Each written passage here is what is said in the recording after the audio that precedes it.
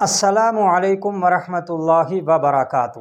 سامعین کرام، آج کی اس ویڈیو میں ہم حضرت زینب رضی اللہ تعالی عنہا بنت محمد صلی اللہ علیہ وسلم کا مختصر ذکر کریں گے، اس لیے اس ویڈیو کو پورا دیکھیں۔ آئیے شروع کرتے ہیں اس ویڈیو کو۔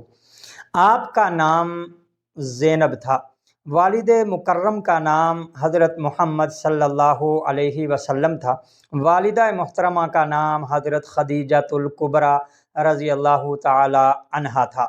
آپ سن 599 یا 600 عیسوی میں مکہ مکرمہ میں پیدا ہوئیں۔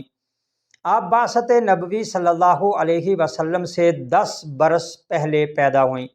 آپ اولاد نبی میں بیٹیوں میں پہلے نمبر پہ، جبکہ پوری اولاد میں آپ دوسرے نمبر پہ، یعنی آپ حضرت قاسم بن محمد صلی اللہ علیہ وسلم کے بعد پیدا ہوئیں۔ آپ کا لقب صاحبۃ القلابہ یعنی ہار والی تھا۔ نبی اکرم صلی اللہ علیہ وسلم کو اور ان کی اولاد کو کفار مکہ کی طرف سے جتنی بھی تکالیف، دکھ، درد دیے گئے، آپ ان سب میں برابر شریک رہیں، اور کفار کی تکالیف اور مصیبت اور پریشانی کے مقابلے میں ہمیشہ اپنے والد محترم حضرت محمد صلی اللہ علیہ وسلم کی مدد اور معاونت کیا کرتی تھیں۔ اسی لیے نبی اکرم صلی اللہ علیہ وسلم نے ارشاد فرمایا کہ زینب میری سب سے اچھی بیٹی ہے کہ جو میری محبت میں ستائی گئی۔ شعب بن ابی طالب میں جو بنو ہاشم نے 3 سال گزارے ہیں، آپ اپنے گھر والوں کے ساتھ، اپنے خاندان والوں کے ساتھ برابر 3 سال شعب بن ابی طالب میں بھی قید رہی ہیں۔ آپ کی شادی آپ کے خالہ زاد ابو العاص بن ربیع سے ہوئی تھی، جو مکہ کے مشہور تاجر اور بہت امانت دار اور شریف النفس شخص تھے۔ جب نبی اکرم صلی اللہ علیہ وسلم نے مکہ سے مدینہ ہجرت فرمائی تو آپ صلی اللہ علیہ وسلم نے اپنے گھر والوں کو مدینہ بلا لیا، لیکن حضرت زینب اپنے شوہر ابو العاص بن ربیع کے پاس مکہ میں ہی رہیں، یہاں تک کہ جنگ بدر کا واقعہ پیش آ گیا۔ جنگ بدر میں ابو العاص بن ربیع گرفتار ہو گئے، اور فیصلہ یہ ہوا کہ ان تمام حضرات سے جو گرفتار ہوئے ہیں فدیہ لے کر ان کو چھوڑ دیا جائے۔ جب مکہ میں اس بات کا علم ہوا تو مکہ کے لوگ اپنے رشتہ داروں کو چھڑوانے کے لیے فدیے کا انتظام کرتے، مدینہ پہنچتے اور اپنے رشتہ داروں کو چھڑوا کر لے آتے۔ حضرت زینب رضی اللہ تعالی عنہا نے اپنے شوہر ابو العاص بن ربیع کے لیے اپنے دیور کو اپنے گلے کا ہار اتار کر دیا کہ آپ یہ لے جائیں اور ابو العاص بن ربیع کو چھڑوا لائیں۔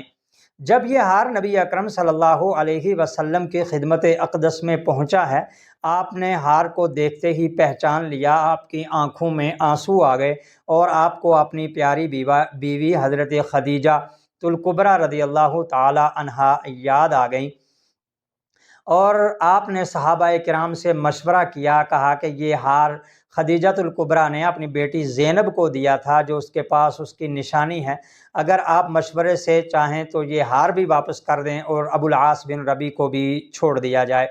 بہرحال صحابہ کرام تو حضور صلی اللہ علیہ وسلم پر اپنی جان ہر وقت نچھاور کرنے کے لیے ہمہ وقت تیار رہتے تھے، چنانچہ وہ ہار بھی واپس کر دیا گیا، اور ابو العاص بن ربیع کو اس شرط پر چھوڑا گیا کہ آپ مکہ جا کر حضرت زینب کو مدینہ روانہ کر دیں گے۔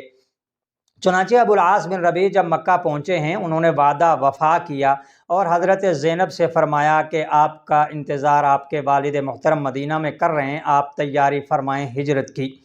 چنانچہ جب حضرت زینب کی تیاری مکمل ہو گئی تو ابو العاص بن ربیع نے اپنے بھائی کے ساتھ ان کو روانہ فرمایا۔ حضرت زینب اونٹ پر سوار ہو گئیں، وہ اپنے کجاوے میں سوار تھیں، اور اونٹ کی نکیل جو ہے وہ ان کے دیور کے ہاتھ میں تھی۔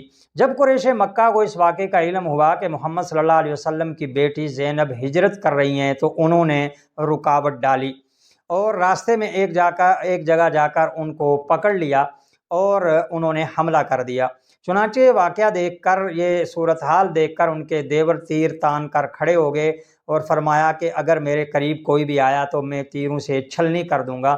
اتنے میں ابو سفیان وہاں پہنچ گئے، اور ابو سفیان نے سمجھایا کہ نوجوان بات کو سمجھو، ابھی ہم بدر سے ذلیل و خوار ہو کر آئے ہیں، اور اس عالم میں محمد صلی اللہ علیہ وسلم کی بیٹی کو ہم جانے دیں تو لوگوں کے اندر ہماری رسوائی ہوگی، ورنہ ہمیں بدلہ تو نہیں چاہیے، نہ ہم ان کو روکنا چاہتے ہیں، آپ مکہ میں واپس چلے جائیں اور پھر کسی دن موقع نکال کر آپ ہجرت کر لیں۔ چنانچہ انہوں نے بات مان لی۔ پھر حضرت زینب مکہ میں واپس تشریف لے آئیں اور پھر کچھ دنوں کے بعد رات کے عمل میں آپ نے وہاں سے ہجرت فرمائی، اور ان کے دیور نے ان کو مکہ کے بعد باہر ایک جگہ پر، جہاں پر 2 صحابی نبی صلی اللہ علیہ وسلم نے بھیجے ہوئے تھے، ان کے سپرد کیا، اور انہوں نے حضرت زینب کو بڑے احترام اور اکرام کے ساتھ نبی صلی اللہ علیہ وسلم کی خدمت اقدس میں پہنچا دیا۔ اس طرح اب آپ مدینہ رہنے لگی۔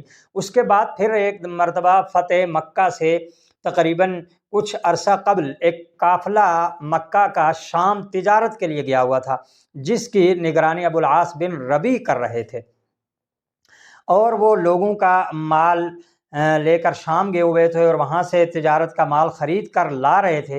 مدینہ میں جب اس قافلے کی خبر پہنچی تو حضرت نبی کریم صلی اللہ علیہ وسلم نے ایک جماعت کو روانہ فرمایا۔ چنانچہ مکہ کے قریب اس جماعت نے اس قافلے کو گھیر لیا اور تمام مال اپنے قبضے میں کر لیا اور تمام کو گرفتار کر کے مدینہ میں لے آئے۔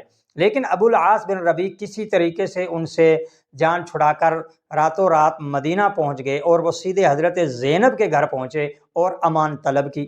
حضرت زینب نے ان کو امان دے دی۔ جب صبح ہوئی تو حضرت زینب نے پکارا اور کہا کہ اے لوگو سنو، ابو العاص بن ربیع کو میں نے پناہ دی ہے۔ نبی اکرم صلی اللہ علیہ وسلم نے جب یہ بات سنی، لوگوں کو جمع کیا اور کہا کہ لوگوں کیا آپ سن رہے ہیں جو میں بھی سن رہا ہوں؟ لوگوں نے کہا جی یا رسول اللہ۔